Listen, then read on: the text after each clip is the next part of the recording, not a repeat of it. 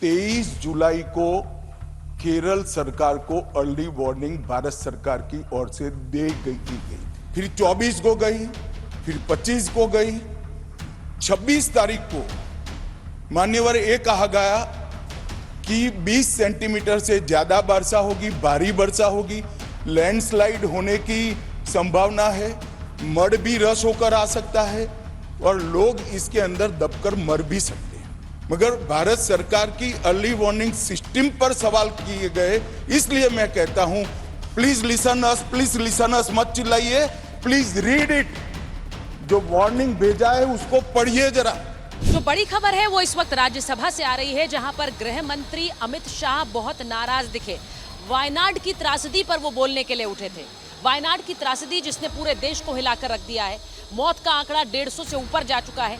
कई ऐसे हैं जो लापता हैं, कई के घर बह गए हैं, कई के बारे में कोई जानकारी नहीं है।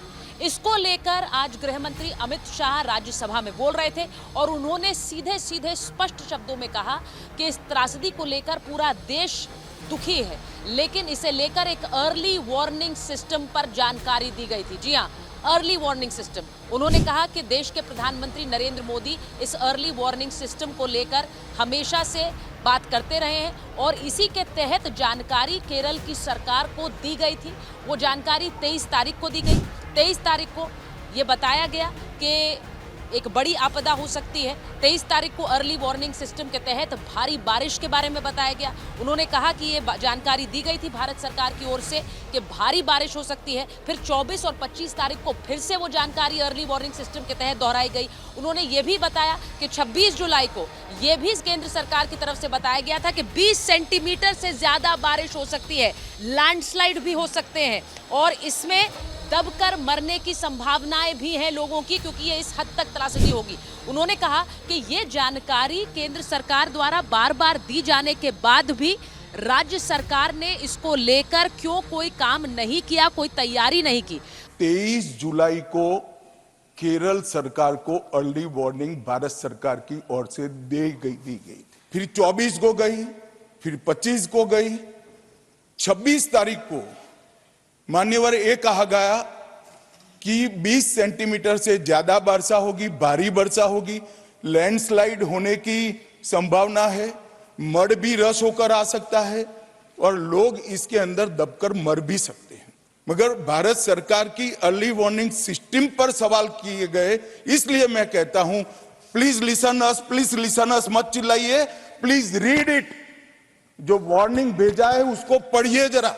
गृह मंत्री का कहना था कि ये आरोप लगाना बड़ा आसान है केंद्र सरकार पर, लेकिन केंद्र सरकार अर्ली वार्निंग सिस्टम के तहत जानकारियां देती रही है।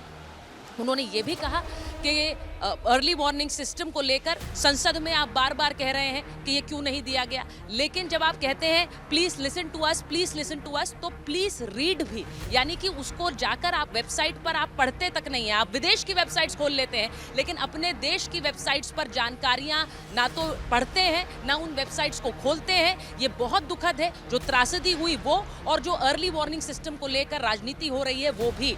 यानी सीधे सीधे गृह मंत्री ने ये साफ कर दिया कि इसको लेकर जानकारियां सरकार की तरफ से पहले दी गई, लेकिन इसको जानकारी देने का कोई मतलब नहीं है अगर राज्य सरकारें उस पर काम नहीं कर सकती हैं, उस पर कोई एक्शन नहीं ले सकती हैं।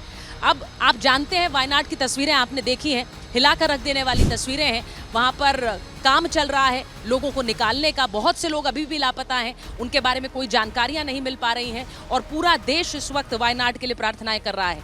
लेकिन केरल की सरकार पर उन्होंने आरोप लगाते हुए कहा कि राज्य सरकार का ये दायित्व है कि केंद्र सरकार के द्वारा साझा की गई जानकारी पर वो कदम उठाए, स्टेप्स उठाए। अगर वो नहीं कर पा रहे हैं और फिर संसद में आकर हल्ला कर रहे हैं, तो ये राजनीति भी देश में खत्म होनी चाहिए, क्योंकि केंद्र और राज्य सरकारें मिलकर ही लोगों के लिए काम कर सकते हैं। तो ये बड़ी खबर जो आज राज्यसभा से आई और गृह मंत्री अमित शाह ने 23 तारीख यानी 7 दिन पहले जो जानकारी साझा की गई थी उसके बारे में सारी जानकारी राज्यसभा में दे दी और ये भी बताया कि 4 बार ये वार्निंग दी गई इस हद तक कि बारिश कितनी होगी, लैंडस्लाइड्स आ सकते हैं और लोगों की जान जा सकती है, ये भी वार्निंग दी गई और ये वेबसाइट पर अभी भी मौजूद है, लेकिन इसको पढ़ने का काम राज्य सरकार ने नहीं किया।